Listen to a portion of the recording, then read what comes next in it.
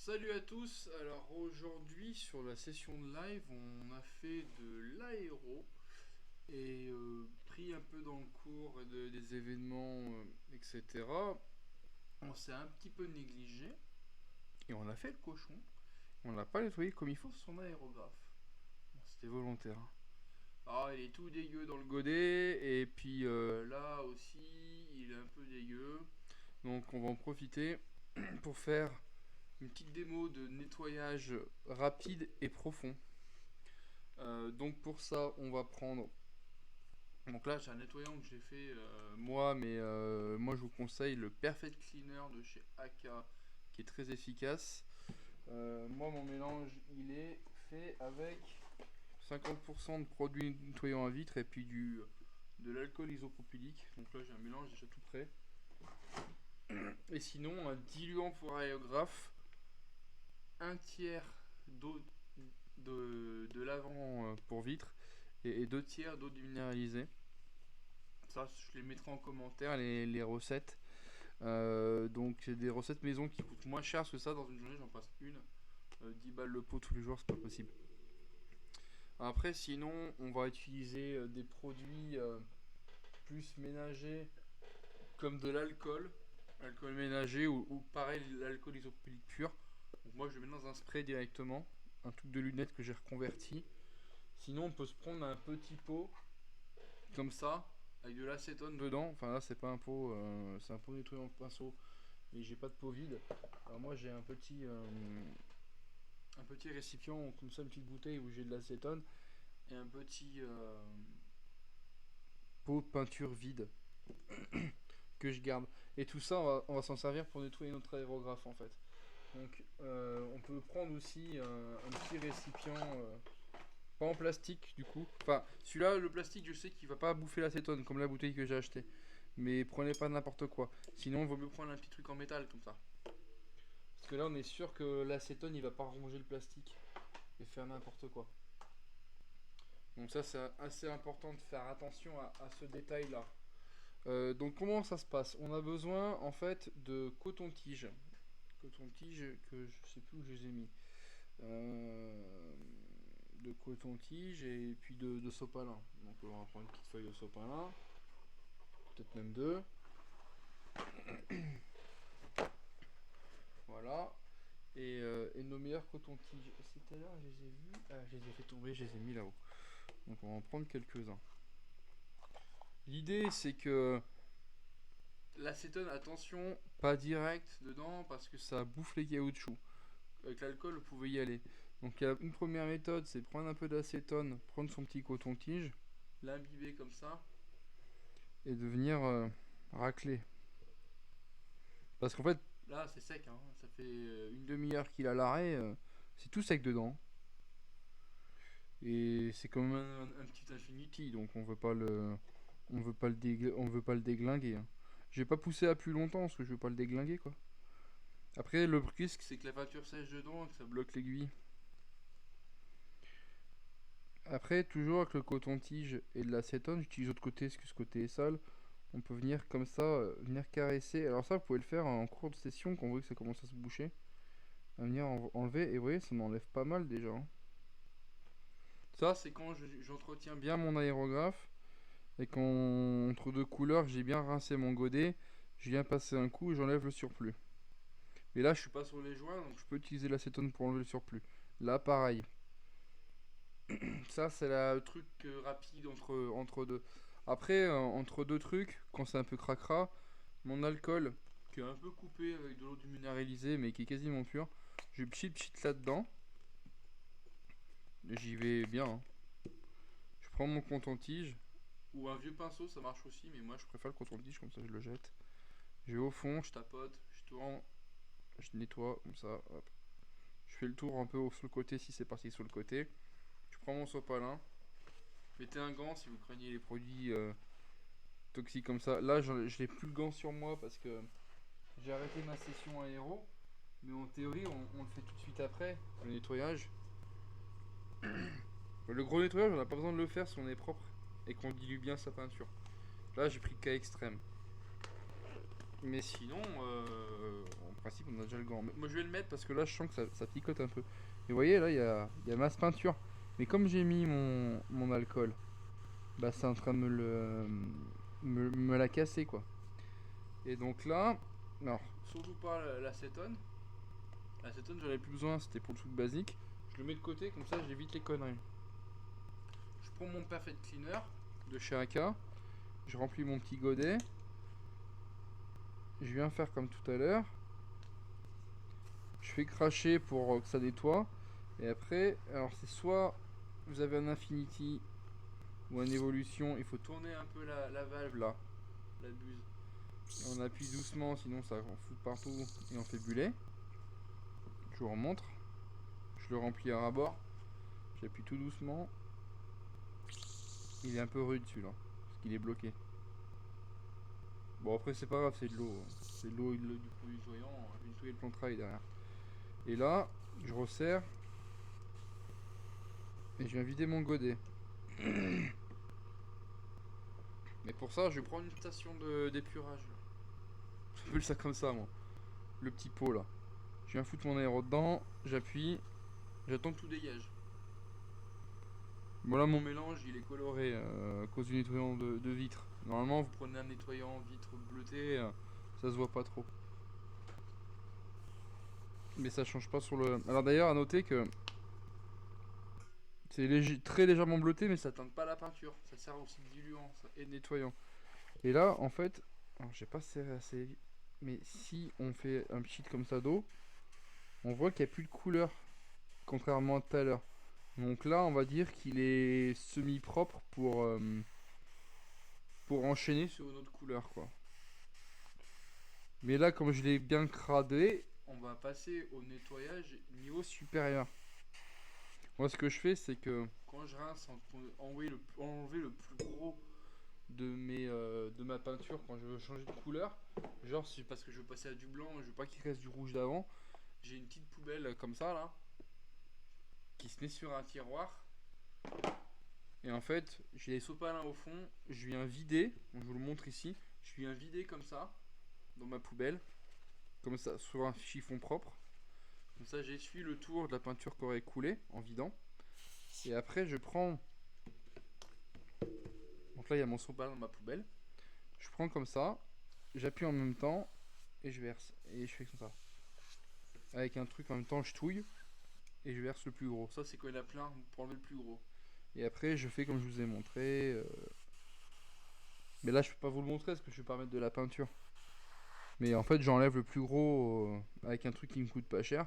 Et après, avec le Perfect Cleaner, je vais typiquement avec l'eau déminéralisée et le lave-vitre, vous enlevez le plus gros, vous touillez un peu, vous dégagez dans la poubelle avec le sopalin, vous essuyez pour mettre un coup de propre. Vous refaites ça 2-3 fois. Et après, Perfect Cleaner pour nettoyer à fond, histoire de pas trop en passer pour l'économiser aussi un peu parce que c'est quand même plus cher. De ça, une fois que c'est sale, poubelle. Hein. Il y en a qui disent je m'en resserre. Vous pouvez réutiliser le cleanser ou les trucs pour enlever la peinture, pour décaper les figurines. Ça, une fois que c'est nettoyé, l'eau elle est sale, on relave pas son sol avec une eau sale. On est bien d'accord. Donc là, j'ai nettoyé, c'est propre, je peux travailler avec. Mais si vous faites une bonne dilution, la peinture est plus fluide, ça lubrifie, ça encrasse moins l'aérographe. Il y a moins besoin de faire ce gros travail. Maintenant, j'ai envie de le nettoyer à fond. De temps en temps, ça fait pas de mal. Donc sur ce modèle là, on vise d'abord ici. Et en fait, alors après il y a les vis, les aérographes dits chinois, il y a une petite vis qui se dévisse devant, vous pouvez enlever aussi pour nettoyer. Là sur ce modèle là, c'est différent. Bon, ce sera vrai pour l'évolution, mais je peux en refaire une pour un chinois plus tard. Et là, on retire l'aiguille par l'avant pour pas l'abîmer. On voit on voit qu'il y a du caca ici et qu'il y a plein de peinture ici. Là, j'ai déjà plus d'acétone. La petite goutte qui restait, elle a séché parce que c'est volatile, ça sèche très vite. Donc on en remet une petite goutte. D'ailleurs, on ferme bien le pot parce que sinon ça s'évapore. Bon, là il est un peu crade, mais c'est pas grave. J'imbibe et je viens caresser comme ça. Et je viens frotter. Et sur la pointe, je pars de l'intérieur et je verse vers la pointe comme ça. Un peu comme quand les mecs qui nettoient leur katana. Pour pas émousser la pointe et puis pour éviter de mettre des peluches parce que Vous avez vu? Ça va vite, hein. L'acétone pour ça c'est magique. Et forcément en fait c'est resté, ça a coagulé en fait. Donc il était semi-bouché mon aéro. Il était fonctionnel mais pas efficace à fond. Et après ce qu'on va faire, alors pas directement l'acétone, parce que là c'est un joint torique, c'est un joint métal, je pourrais limite, mais j'ai pas envie de le faire par sécurité. Je vais prendre mon pot en plastique, je vais prendre mon Perfect Cleaner, donc hop voilà. Je vais prendre mon truc là, ma buse, je vais me mettre les deux ensemble. Moi je ferme et je fais ça. Moi j'aime bien faire comme ça, je trouve ça pas mal. Sinon je peux secouer hein, mais c'est pour les plus vite. Perfect Cleaner ça enlève la crasse direct, hein, c'est de l'alcool dedans. Donc là par contre, je vais mettre celui-là, c'est de l'alcool pur. On sera plus proche du Perfect Cleaner.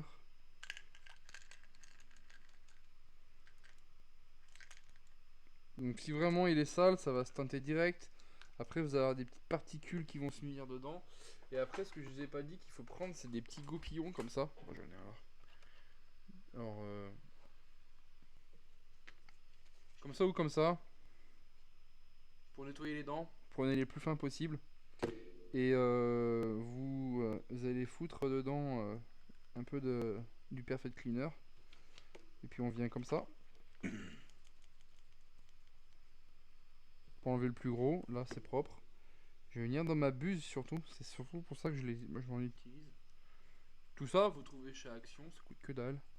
À part le Perfect Cleaner, c'est du AK. Je remettrai les références. Et là, en fait, on voit que il y avait de la crasse, hein. Ça permet d'enlever le plus gros, c'est des bouts encore solides, ça va les chasser. Ce qu'on peut faire aussi, là j'en ai pas sous le coude, c'est si on a une vieille aiguille en 0,2, la plus fine possible, c'est de prendre et de venir chasser les bouts qui sont dedans. Je vais le faire doucement avec celle-là, mais en gros, c'est quand on met l'aiguille, c'est s'il y a une crasse, ça va la chasser. Là, c'est pas le cas, c'est propre. Il faut faire gaffe à pas tordre son aiguille en fait. C'est important. Et là, après, goupillon, et puis on vient frotter. Il faut que ce soit propre aussi là, c'est mieux, hein. Hop. Hop là. Et là, on passe sur une bonne base. J'allais jeter le truc. On part sur une bonne base. Voilà. Mon coton-tige reste propre, c'est-à-dire que c'est propre. L'aiguille, on la charge pas par derrière, on risque de la tordre, on la charge par l'avant. On la met dans le trou comme ça et... Oula, vous voyez, il y a toujours des risques. Parce que je ne vois pas ce que je fais, je regarde la caméra. Ensuite, j'ai la recule à fond. Pour éviter les accidents en fait. Je la tire à fond, je la serre. Avec la vis là, pour pas qu'elle apparaisse ici. Comme ça, je peux remettre tranquillement ma buse. Ça, c'est le système Evolution Infinity, hein. Les aérographes dits chinois avec les signes vissés dedans, vous allez l'enlever par le cul, la mettre par derrière. L'enlever, la mettre par derrière. Parce que la petite buse est vissée dedans. Mais après, avec une petite clé, vous pouvez la desserrer. Et après, la visser, la dévisser à la main. Pour éviter la casse. Je vais peut-être vous montrer quand même, parce que j'en ai un sous le coude. Voilà, là c'est resserré. Là, je dévisse. Donc là, c'est vissé ici. Je dévisse ici. J'enfonce mon aiguille jusqu'au fond. Je revisse. Je referme le capot derrière. Je fais un test avec mon mélange maison. On peut voir que ça balance quoi. Donc ça va. Après, ça mange pas de pain, hein. Prenez le pot et pendant que je fais ça,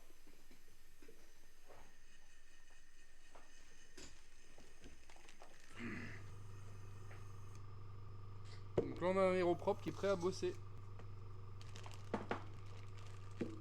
Je l'ai emballé celui-là parce que je m'en sers plus, je le donne à un pote qui se met bien à l'aéro. Je travaille avec 2 aérographes, c'est plus pratique. Donc il y en a un, donc je lui offre le deuxième. C'est ça ce que j'appelle chinois, c'est une petite vis en fait.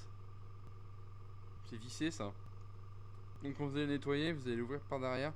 Pour nettoyer ici c'est pareil, hein. Alors en fait c'est propre.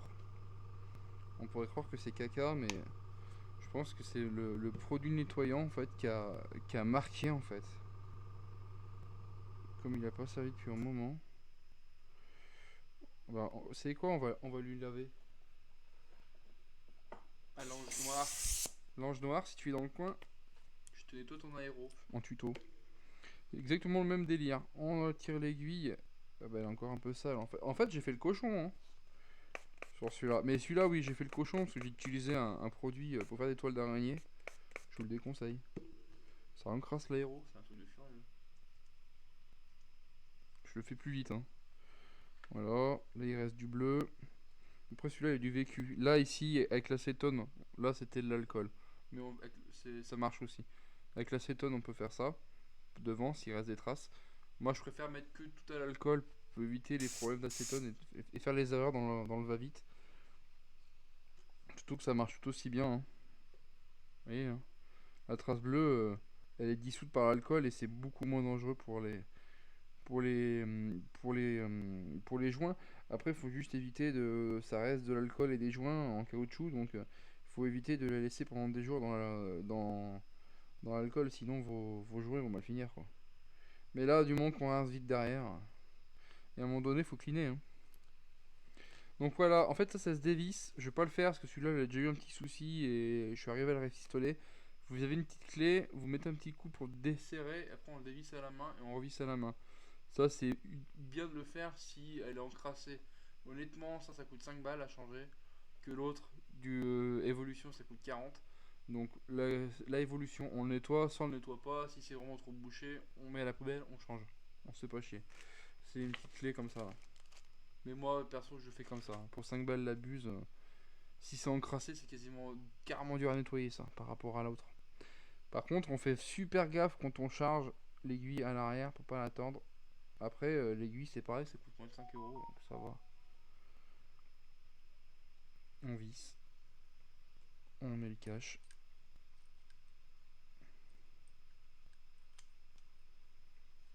Il va voir la vidéo, il va me dire oh, tu m'as filé un aéro qui était dégueu. Là, c'est propre, mais si c'était pas propre, je mets un coup de vent dedans. Hop. Je resserre. Même délire.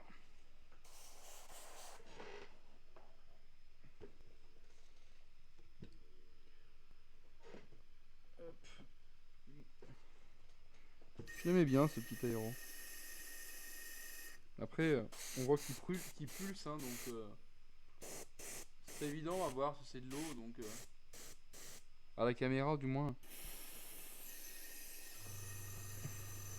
Sinon, il y a cette solution aussi, c'est que quand vous voulez dégager la crasse, quand vous tirez, faites ça.